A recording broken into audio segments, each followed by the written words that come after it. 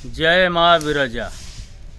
धृत कनक निभाभां शूललांगुलहस्तं प्रबल महिषपृष्ठे शूलमांगभेद्यमाना गणपति फणि सम्राट जोनिलिंगेन्दुचूड़ां रचयतु विरजा मे मंगले मंगलानां। सदाशिव समारभ्य शंकराचार्य मध्यमा अस्मादाचार्य पर्यन्तं वंदे गुरु परंपरा। परम पावन माटी एई जाजपुर यज्ञपुर नाम रे कथित। अतीत रे सत्य जुगरु ए माटी रे यज्ञ है आसुछि। यज्ञ वर्तमान समाज पाई वैदिक यज्ञर एकांत आवश्यकता पड़िछि, कारण मनीष बंचिबा पाई तार मूलाधार होछि माटी, आकाश, वायु, ये समस्त मौलिक तत्व गुड़िक वर्तमान प्रदूषित। यज्ञ शुद्ध यज्ञ रे एवं देशी गोघृत रे यज्ञ हेले वायुमंडल प्रदूषण मुक्त हुए। वैदिक मंत्र उच्चारण रे शब्द मंडल प्रदूषण मुक्त हुए।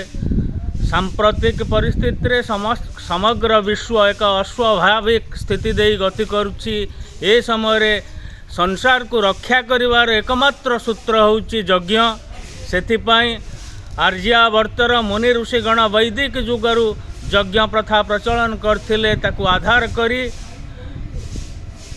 परम पावन विद्याधरपुर ग्रामर सुवर्णमुखी पीठरे विरजा संस्कृतिर प्रचार प्रसार निमित्त माँ विरजा विश्वरूपा शतचंडी नवकुंडिया यज्ञ अनुष्ठान आगामी एप्रिल 12 तारीख रु 16 तारीख पर्यंत अनुष्ठित होउछि। एई पावन कार्यक्रम रे भारत वर्षर दशनामी सन्यासी परंपरार समस्त आखड़ार संथ एवं चतुसंप्रदाय वैष्णव मानकर चतुसंप्रदाय वैष्णव आचार्य माने एई पावन कार्यक्रम रे जोग दउछंती। माटी सेतिके बेले पवित्र होइथाय जेते बेले सेठी बारुणी होइथाय, अर्थात साधु संथ मानकर आगमन होइथाय। सहस्राधिक साधु संथंकर आगमन ए यज्ञ परिप्रेक्षी रे एठी हब एवं 14 तारीख दिन साधु संथ मानक गहन रे एक शाही स्नान कार्यक्रम पवित्र बुढ़ा बैतरणी नदी रे अनुष्ठित हेब। 15 तारीख दिन राष्ट्रीय संथ सम्मिलनी भारत वर्षर समस्त सन्यासी एवं वैष्णव आखड़ा मानकर साधु संथ मानकु नै अनुष्ठित हेब।